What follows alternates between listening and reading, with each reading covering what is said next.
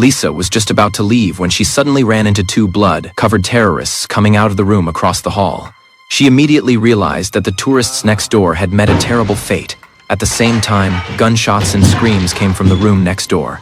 She was trembling with fear, realizing she would be the killer's next target. The woman instantly broke down. The next second, the door handle to her room started turning frantically. Lisa quickly pressed her body against the door, afraid that the thugs outside would force their way in. Just then, her daughter, hearing the commotion, came over. Lisa quickly signaled for her daughter to hide in the room, silently praying that the thugs outside would leave quickly. Soon, there was no more noise outside the door.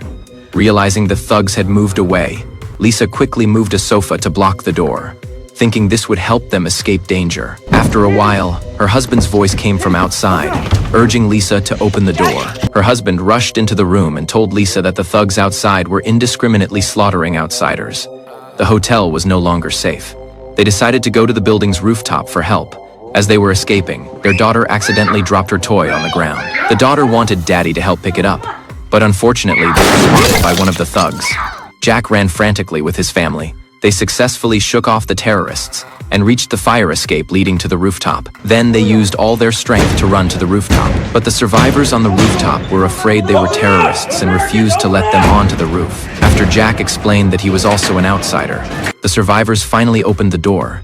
Seeing countless survivors hiding on the rooftop, they felt like they had found refuge, and their anxious hearts finally settled. However, before they could be happy for even 2 minutes, Jack suddenly discovered in horror that the ground below was packed with countless thugs.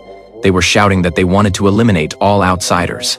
At this moment, a helicopter flew toward the rooftop. Initially, they thought the helicopter contained a rescue team, and they all smiled. But when the helicopter got closer, they discovered that there was actually an armed thug on the helicopter. The thug opened fire on the rooftop. Many people were struck by the gunfire. However, the thug showed no signs of stopping, watching the people running frantically. The thug began a second round of shooting.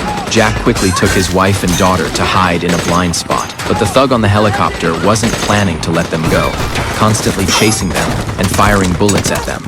At this point, Jack realized the thug didn't want to spare them.